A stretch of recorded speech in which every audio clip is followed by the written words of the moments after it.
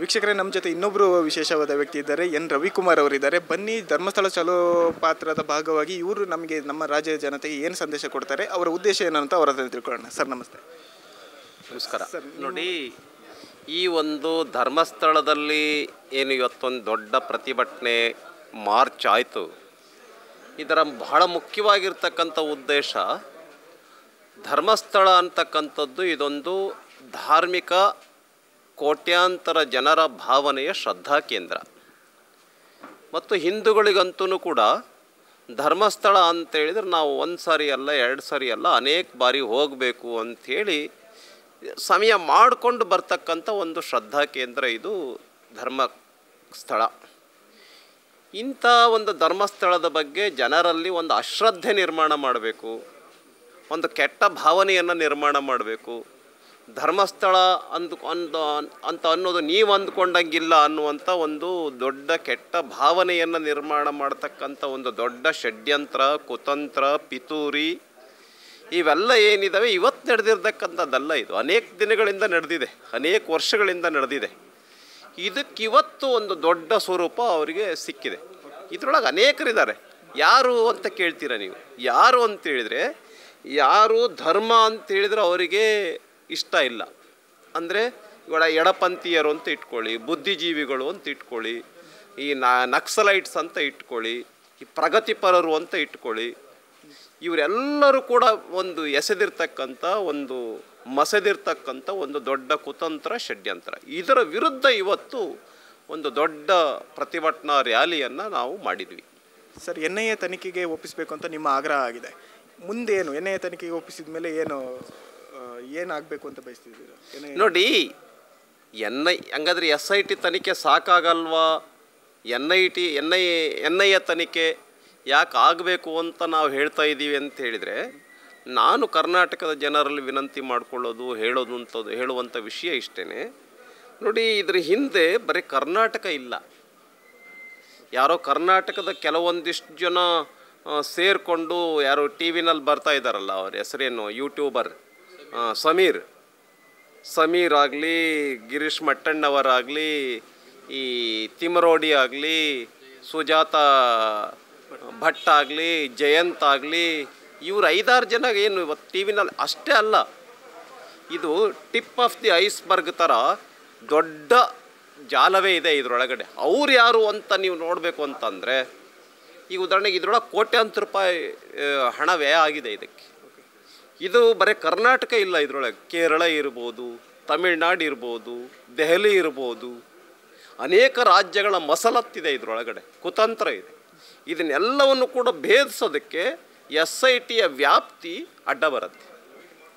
SIT ಕಡೆಯಿಂದ ಇದು ಸಾಕಾಗಲ್ಲ. ಕರ್ನಾಟಕ ಪ್ರದೇಶಕ್ಕೆ ಮಾತ್ರ SITಯನ್ನು ನಾವು ಉಪಯೋಗಿಸ್ಕೋಬೋದು. ಆದರೆ ಹೊರ ರಾಜ್ಯಗಳಿಂದನೂ ಕೂಡ ಇದರೊಳಗಡೆ ತನಿಖೆ ಆಗಬೇಕು, ತನಿಖೆಗೆ ಒಳಪಡಿಸ್ಬೇಕು ಅಂತಂದರೆ NIA ಬೇಕು. ಆದ್ದರಿಂದ ನಾವು ಹೇಳ್ತಾ ಇದ್ದೀವಿ, NIA ಕೊಡಿ, CBIಗೆ ಕೊಡಿ. ಇದರೊಳಗೆ ದೊಡ್ಡವರಿದ್ದಾರೆ, ದೊಡ್ಡ ಕುಳಗಳಿದ್ದಾರೆ, ಬುದ್ಧಿಜೀವಿಗಳಿದ್ದಾರೆ, ಪತ್ರಿಕೆಗಳ, TVಗಳ ಎಡಿಟರ್ ಆಗಿರ್ತಕ್ಕಂಥವ್ರು, ಸಬ್ ಎಡಿಟರ್ ಆಗಿರ್ತಕ್ಕಂಥವ್ರು, ಮುಖ್ಯಮಂತ್ರಿಗಳ ಹಿಂದೆ ಮುಂದೆ ಓಡಾಡ್ತಾ ಇರ್ತಕ್ಕಂಥವ್ರು, ಪಾರ್ಟಿನಲ್ಲಿ ಪ್ರಮುಖವಾಗಿ ಜವಾಬ್ದಾರಿ ಇರ್ತಕ್ಕಂಥವ್ರು, ಪ್ರಗತಿಪರರು ಅನ್ನಿಸ್ಕೊಂಡಿರ್ತಕ್ಕಂಥವ್ರು, ಗೋಮುಖ ವ್ಯಾಘ್ರಗಳು ಇದರೊಳಗಡೆ ಇದ್ದಾರೆ.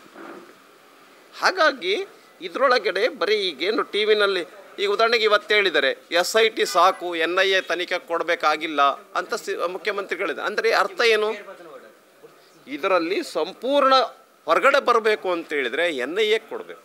ದೊಡ್ಡ ವ್ಯಾಪ್ತಿಗೆ, ದೊಡ್ಡ ಸಾಮರ್ಥ್ಯ ಇರತಕ್ಕಂಥ ಆ ಒಂದು ತನಿಖಾ ಸಂಸ್ಥೆಗೆ ಕೊಡಬೇಕು ಅಂತ ನಮ್ಮ ಆಗ್ರಹ ಆಗಿದೆ. ಸರ್, ಸುಜಾತ ಭಟ್ ಅವರು ನಮ್ಮದೇ ಒಂದು ಚಾನಲಲ್ಲಿ ಕೊಟ್ಟ ಇಂಟರ್ವ್ಯೂ ಅಲ್ಲಿ ಹೇಳಿದ್ದಾರೆ, ಅನನ್ಯ ಭಟ್ಟನ ಮಗಳೇ ನಮಗಿಲ್ಲ, ಅದು ಸುಳ್ಳು, ಫೇಕ್ ಅಂತ ಹೇಳ್ತಾರೆ. ಅವರೇ ಚಾನಲ್ ಮುಂದೆ ಹೇಳಿದ್ದಾರೆ. ನಾನು ಅನೇಕ ಸರಿ ಟಿ ವಿಗಳಲ್ಲಿ ನೋಡಿದ್ದೀನಿ. ಹೌದು, ಇದರ ಹಿಂದೆ ಒಂದು ದೊಡ್ಡ ಷಡ್ಯಂತ್ರ ಇದೆ, ಈ ಥರ ಸುಳ್ಳು ಹೇಳು ಅಂತ ನನಗೆ ಹೇಳಿದರು. ನಾನು ಹಾಗಾಗಿ ಸುಳ್ಳು ಹೇಳಬೇಕಾಯಿತು, ಇದರೊಳಗೆ ನನ್ನ ತಪ್ಪಾಗಿದೆ, ಕ್ಷಮಿಸ್ಬಿಡಿ ಅಂತ ಹೇಳಿದ್ದಾರೆ. ಅಂದರೆ ಬಿಟ್ಬಿಡೋದಾ? ಇದು ಅವ್ರು ಹೇಳಿದಷ್ಟು ಸುಲಭ ಇದರೊಳಗಿಲ್ಲ.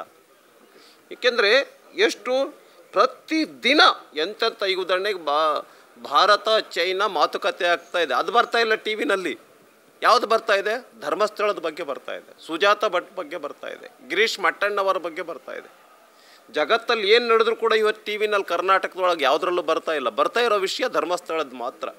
ಹಾಗಾಗಿ ಆದ್ದರಿಂದ ಈ ಒಂದು ದೊಡ್ಡ ಪಿತೂರಿ ಷಡ್ಯಂತ್ರ ಈ ಎಡಪಂಥೀಯರದ್ದು ಯಾವುದಿದೆ, ಬುದ್ಧಿಜೀವಿಗಳದ್ದು ಯಾವುದಿದೆ, ಸರ್ಕಾರವನ್ನೇ ಇದರೊಳಗಡೆ ಬಗ್ಸಿ ತನಿಖೆ ಕೊಟ್ಟಿರ್ತಕ್ಕಂಥ ವಿಷಯ ಏನಿದೆ. ತನಿಖೆಗೆ ನಮ್ದು ಯಾವುದೇ ವಿರೋಧ ಇಲ್ಲ, ಯಾವುದೇ ತನಿಖೆಯನ್ನು ಮಾಡಿ ನೀವು.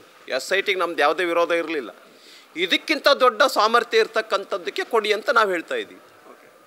ಸರ್, ಇನ್ನು ದಸರಾ ವಿಚಾರಕ್ಕೆ ಬಂದರೆ ಬಾನು ಮುಷ್ತಾಕ್ ಅವರನ್ನು ದಸರಾವನ್ನು ಉದ್ಘಾಟನೆ ಮಾಡೋದಕ್ಕೆ ರಾಜ್ಯ ಸರ್ಕಾರ ಕರೆಸ್ಕೊಳ್ತಾ ಇದೆ. ಇದು ಹಿಂದೂಗಳ ಭಾವನೆಗೆ ಧಕ್ಕೆ ಬರ್ತಾ ಇದೆಯಾ ಅಂತ ನಿಮ್ಗೆ? ನೋಡಿ, ನಾನೊಬ್ಬ ಶಾಸಕ ಆಗಿ ಬಾನು ಮುಷ್ತಾಕ್ ಅವರು ದಸರಾ ಉದ್ಘಾಟನೆಯನ್ನು ಮಾಡಬಾರ್ದು ಅಂತ ಹೇಳೋದು ತಪ್ಪಾಗತ್ತೆ.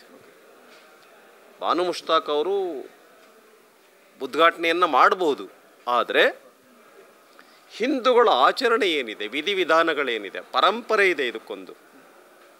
ಈಗ ಉದಾಹರಣೆಗೆ ಉದ್ಘಾಟನೆ ಮಾಡೋವಂಥವ್ರು ಹೇಗೆ ಹಿಂದೂಗಳು ಯಾವುದೇ ಭಾವನೆಗಳಿಗೆ ಧಕ್ಕೆ ಆಗದ ರೀತಿಯಲ್ಲಿ ಅವರು ನಡ್ಕೊಳ್ತಾರೆ. ಈಗ ಉದಾಹರಣೆ ನಮ್ಮ ಸರ್ಕಾರ ಇದ್ದಂಥ ಸಂದರ್ಭದಲ್ಲೂ ಕೂಡ ಯಡಿಯೂರಪ್ಪನವ್ರ ಗೌರ್ಮೆಂಟ್ ಇದ್ದಾಗ ನಿಸಾರ್ ಅಹಮದ್ ಅವರನ್ನು ಕರೆದಿದ್ವಿ ನಾವು. ಅವರು ಮುಸ್ಲಿಮೇ, ಅವ್ರನ್ನ ನಾವು ಯಾವುದೇ ಕಾರಣಕ್ಕೆ ಒಬ್ಬ ಹಿಂದೂನೂ ಕೂಡ ವಿರೋಧ ಮಾಡಿಲ್ಲ. ಯಾಕೆ? ಅವರು ಹಿಂದೂ ಆಚರಣೆ ಪದ್ಧತಿಗಳನ್ನು, ಹಿಂದೂ ಪೂಜಾ ಪದ್ಧತಿಗಳನ್ನು ಯಾವತ್ತೂ ವಿರೋಧ ಮಾಡಿದಂಥವ್ರಲ್ಲ. ತಾಯಿ ಭುವನೇಶ್ವರಿಯನ್ನು ವಿರೋಧ ಮಾಡಿದಂಥವ್ರಲ್ಲ, ಕನ್ನಡಾಂಬೆಯನ್ನು ವಿರೋಧ ಮಾಡಿದಂಥವ್ರಲ್ಲ. ಇವರು ಆ ಕುಂಕುಮವನ್ನು ವಿರೋಧಿಸ್ತೇನೆ, ಹರಿಶಣವನ್ನು ವಿರೋಧಿಸ್ತೇನೆ, ಭುವನೇಶ್ವರಿಯನ್ನು ನಾನು ಹೆಂಗೆ ಪೂಜೆ ಮಾಡಲಿ, ಭುವನೇಶ್ವರಿಯನ್ನೇ ಕನ್ನಡಮ್ಮ ಅಂತ ಕರೆದ್ರೆ, ಕನ್ನಡಾಂಬೆ ಅಂತ ಕರೆದ್ರೆ ನಾನು ಹೆಂಗೆ ಒಪ್ಕೊಳ್ಳಿ, ಹಿಂದೂ ವಿಧಿವಿಧಾನಗಳನ್ನು ನಾನು ಅನುಸರಿಸಿ ಹೆಂಗೆ ನಾನು ಅಲ್ಲಿ ಉದ್ಘಾಟನೆ ಮಾಡಲಿ ಅನ್ನುವಂಥ ಪ್ರಶ್ನೆಗಳೇ ಇದ್ದರೆ, ನಮ್ಮದು ಪ್ರಶ್ನೆ ಇದೆ, ಇಂಥವ್ರನ್ನ ಯಾಕೆ ಕರಿತೀರಾ ಅಂತ. ಯಾಕೆಂದರೆ ಕರ್ನಾಟಕ ರಾಜ್ಯದಲ್ಲಿ ಎಷ್ಟು % ಇದ್ದಾರೆ ಹಿಂದೂಗಳು? ಮೋರ್ ದೆನ್ 85% ಇದ್ದಾರೆ. ಅವ್ರ ಮನಸ್ಸಿಗೆ, ಅವ್ರ ಭಾವನೆಗಳಿಗೆ ನಮ್ಮ ಇಡೀ ವಿಶ್ವವನ್ನೇ ಆಕರ್ಷಣೆ ಮಾಡ್ತಕ್ಕಂಥ ದಸರಾ ಅದು. ಮೈಸೂರು ದಸರಾ ಇಡೀ ವಿಶ್ವವೇ ಬರುತ್ತೆ ನೋಡ್ಕೊಂಡು ಹೋಗೋಕ್ಕೆ. ಮಾಧ್ಯಮಗಳ ಮೂಲಕ ಅನೇಕರು ವಿದೇಶದಿಂದನೂ ಕೂಡ ಬರ್ತಾರೆ. ಇಲ್ಲ, ನಾನು ಕುಂಕುಮ ಇಟ್ಕೊಳ್ಳಲ್ಲ, ನನಗೆ ಹಿಂದೂ ಪರಂಪರೆಯಲ್ಲಿ ನಂಬಿಕೆ ಇಲ್ಲ ಅಂತ ಹೇಳಿದರೆ, ದಸರಾ ಯಾವ ಪರಂಪರೆಯಲ್ಲಿ ನಡೀತಾ ಇದೆ? ಹಿಂದೂ ಪರಂಪರೆ ತಾನೇ ಅದು. ಅಂದರೆ ನನಗೆ ಇಷ್ಟ ಇಲ್ಲ, ನನಗೆ ಕಷ್ಟ ಆಗುತ್ತೆ ಅಂತ ಆದರೆ ಬೇಡ, ಬಿಡಿ, ಬೇಡ. ಬೇರೆಯವರಿದ್ದಾರೆ, ನಿಮಗಿಂತ ಉತ್ತಮ ಸಾಧನೆ ಮಾಡಿರ್ತಕ್ಕಂಥವ್ರು ಕನ್ನಡಾಂಬೆಯ ಮಡಿಲಲ್ಲಿ ಜನಿಸಿರ್ತಕ್ಕಂಥ ಪುರುಷರು ಮಹಾತಾಯಿಯರು ಇದ್ದಾರೆ. ಅವ್ರಿಗೆ ಕರೆದು ಮಾಡುತ್ತೆ ಸರ್ಕಾರ. ಬಿಟ್ಟುಬಿಡಿ, ನಿಮಗೆ ಯಾಕೆ ಕಷ್ಟ ಆಗತ್ತೆ ಅಂತ ನಾನು ಹೇಳೋದಕ್ಕೆ ಬಯಸ್ತೀನಿ.